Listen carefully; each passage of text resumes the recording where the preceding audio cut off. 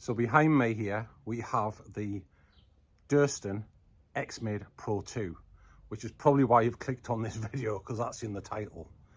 So this is not an in-depth review going into all the specifications. I'll do what I can from memory.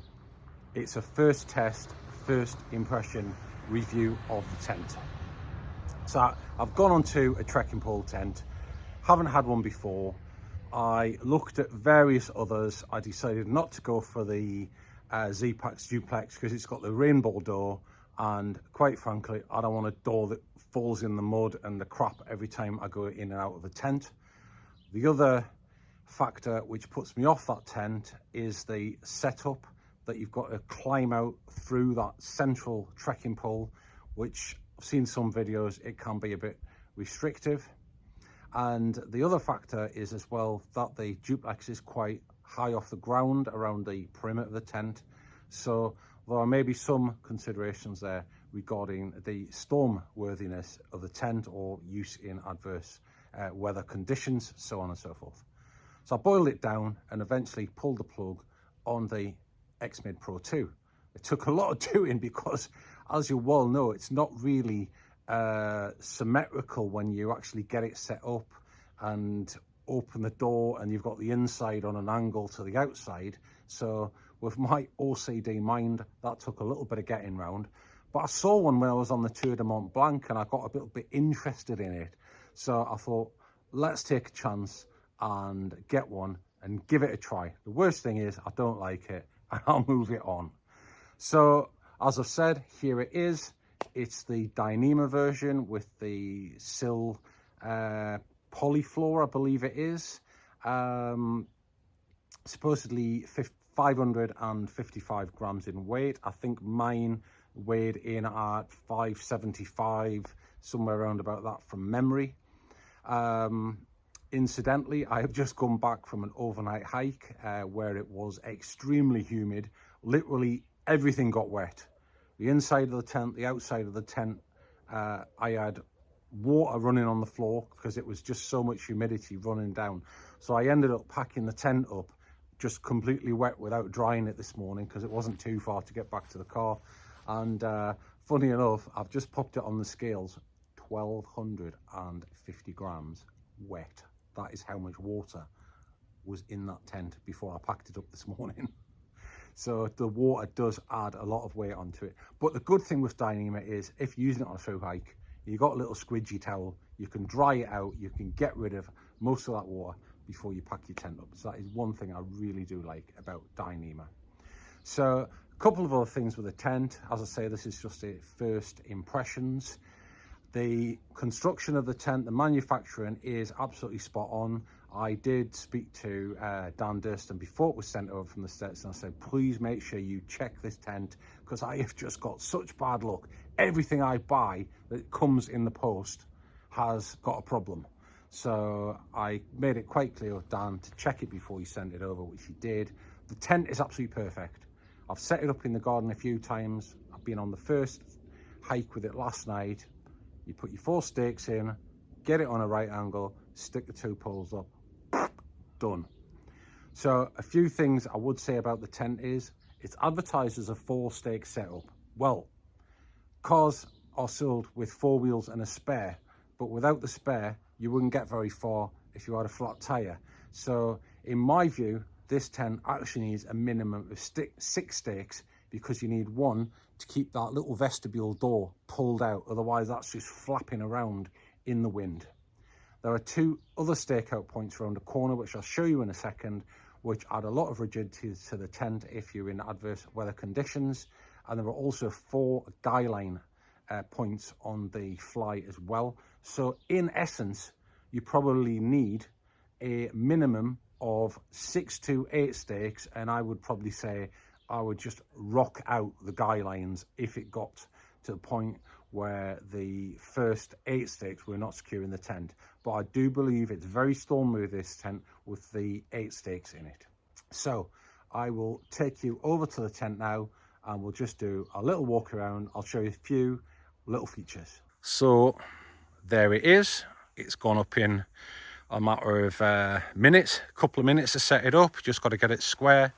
And you probably have seen lots of videos with this tent.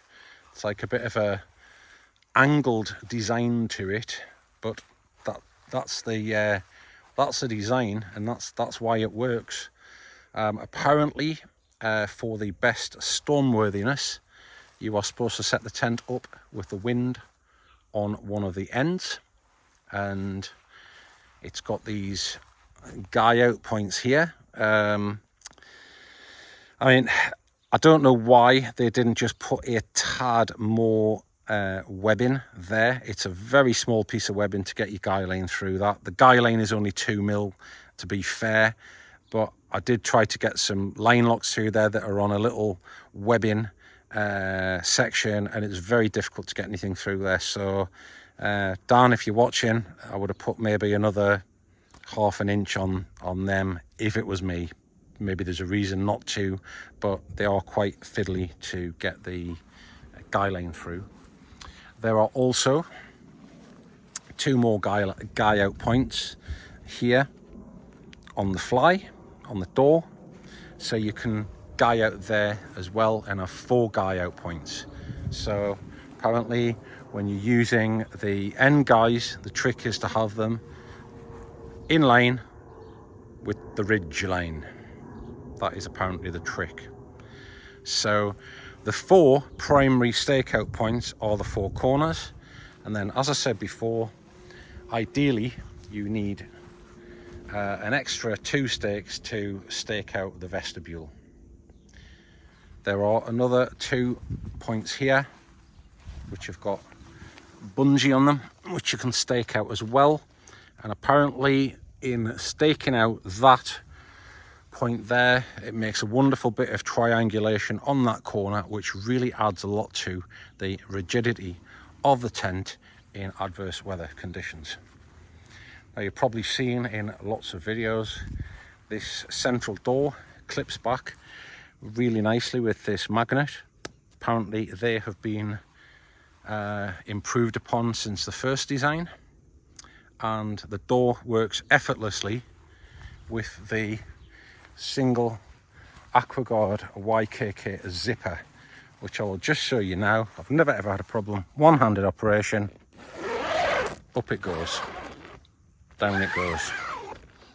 And as you'll have noted from other videos, you've got your little vents there. There's a wee little tang inside to keep your vents open. Didn't have mine open last night, but I'm sure that had nothing to do with the condensation, because my mate's tent was full of water as well this morning. So I think it was just the location and the weather we're in at the minute. But there it is. As you can probably see, it's just very nicely made. There's no undue sags or crinkles or bad manufacturing whatsoever visible there on the X Mid. Moving on in, you've got a 2 zipper on the door here, which is the mesh, and that just works again really nicely with one hand, no problem. And one thing I have noticed, which I can tell you about, is that these stays on the bathtub floor here, let me just put the video camera down, there we go. Right, sometimes when you set the tent up, these obviously pull out on that corner, but what I've found is that they don't sort of run through there freely, and you can end up with like a flat corner there. So sometimes you've got to go back and pull that bungee through to get the corner to stand up. Maybe this other side here, you can maybe see over there, it's kind of like lying down a little bit on an angle. It's not a big problem, but sometimes you've got to put your hand in there and get those stairs to stand up on the bathtub floor. The main door itself just ties back with 2 bits of bungee there. Some people have said that should have had a clip on it. I've used it a few times, both in the garden and last night. You just put 1 knot in, it seems to stay in place. And you get a pocket on this section of mesh here, which is also duplicated onto the side over there. let's go in and have a look. So before I actually get in and have a look, let me just tell you, I've got in there a 25-inch wide Nemo tensor, the long wide version. And you can probably see how much space there is on either side of that pad, which I'll show you in a minute about the size of this tent. So there we go. I'm inside now. There's lots of space in here, but I would question how this tent could like ever be used as a two-person tent, because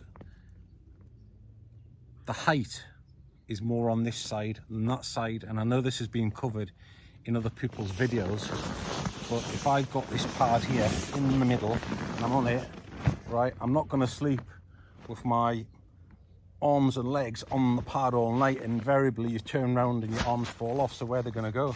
Well, they just kind of go in the space either side of the pad. Let me move the camera. You probably see from this position better, I'm bang smack in the middle of the floor here, more or less, and that's the room I've got either side. It's actually an elbow's width, so I'm not sure how you would get two people in this X Mid 2, to be honest. The other thing as well is, if you were sleeping on this side, I think you are going to end up with tent face, which has been highlighted in some other videos. So whereas on this side you've got more height to the roof. So last night when I used the tent, for example, I was on that side of the tent. So yeah, no idea how people use these as a one man, to be honest, because the width is obviously less on the one man. And if you're one of these people who don't want to touch the sides of the tent, I think invariably you are going to. So I'm really happy I went for the two. So you probably see here, I'm on the door side, and look, I can sit up and down. I have got no headroom problems whatsoever. Obviously I'm going to be right up against the mesh. Let me show you the other side. So this is the other side now, and if you had a bit of wind blowing against this section of the fabric here, then you're going to have tent face. And again, if you've got someone here, you want to wake up in the morning, look, you can't really sit up without brushing your head.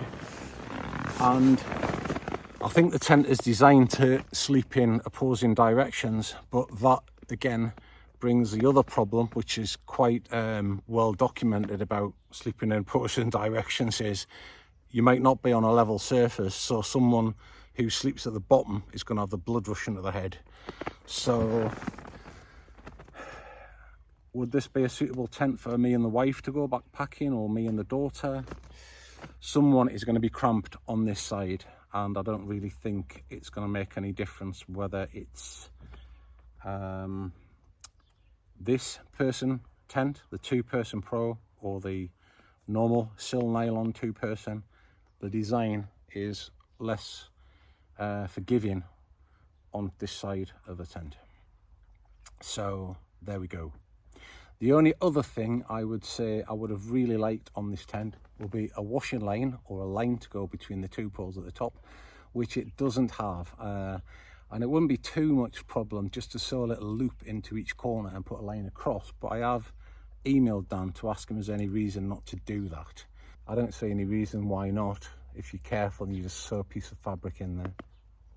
So there we go. So I'll have to get out of here now because I am cooking. I'm just trying to dry everything out after the backpacking trip. The sweat's rolling down my face. So that concludes my initial review test of the X Mid Pro 2. I think it's a fantastic tent. It's very well manufactured. I've pointed out a few things that I would like to see on the tent or on the new up and coming models. On reflection, I'm actually really happy with that sill nylon floor. I didn't skid about on it last night. It was nice and quiet. So I am going to get the Durston footprint to go with that because it's 15D. I know it's supposed to be more abrasion resistant than DCF, but I'll probably just feel happier having the footprint, if nothing else, to keep the floor clean. Hope you've enjoyed the video, and as I've said, there's lots of X Mid videos out there if you want to have a look at them prior to making the decision to pull the plug and buy one. Thanks for watching and take care. See you later.